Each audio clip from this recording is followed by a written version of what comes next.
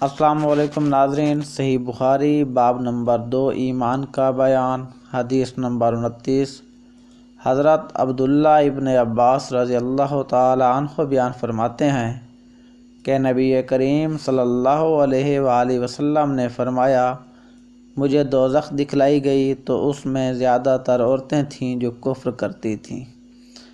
کہا گیا، یا رسول اللہ، کیا وہ اللہ کے ساتھ کفر کرتی تھیں؟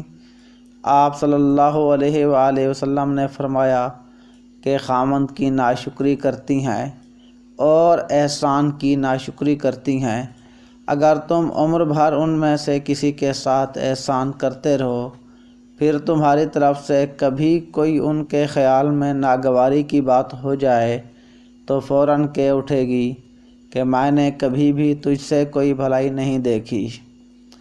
مزید اس طرح کی مستند احادیث مبارکہ سننے کے لیے ہماری اس ویڈیو کو لائک کیجیے اور ہمارا channel the news ad subscribe کریں، بیل آئیکن دبانا مت بھولیے تاکہ آنے والی نئی ویڈیو جلد از جلد آپ لوگوں تک پہنچ سکے۔